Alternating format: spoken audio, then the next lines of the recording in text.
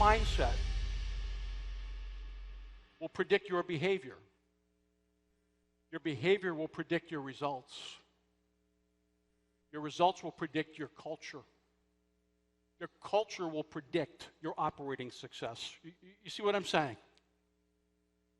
It's all predictive. So many organizations focus in on, we need to transform culture. That is a worthy pursuit. But the way to do that is by looking at changing mindsets. Leadership is much bigger than spreadsheets, everybody. Leadership is so much bigger than big data. Leadership is asking ourselves bigger and better questions. Here's one.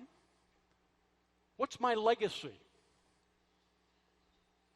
Here's another one. How do I want my life remembered?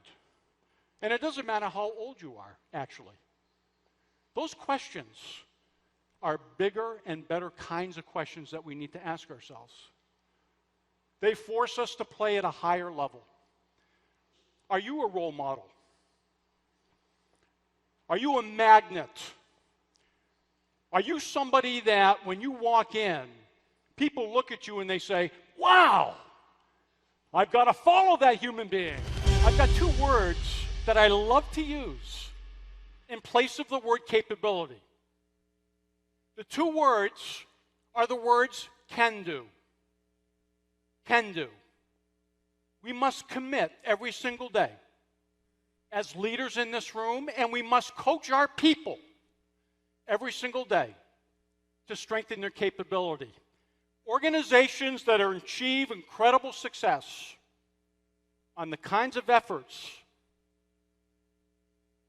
that you are undergoing right now, this journey, focus in on making sure that they strengthen everybody's capability. If you strengthen capability and the can-do in your people, that is a foundation for driving operating success. It is a leading indicator. Can-do. What's driving you? Once you understand and are concrete about what your operating imperative is, then you start to look at culture as a mechanism to help your organization achieve its operating imperative. Culture is not soft. It is, in fact, the hardest work that you do as executives in this room, because your culture must support your operating imperative. It is a conscious decision to be vulnerable.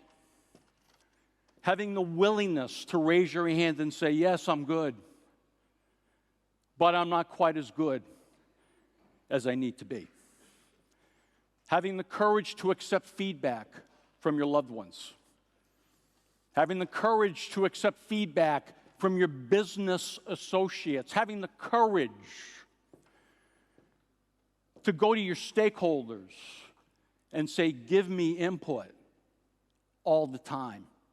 Takes courage to be vulnerable.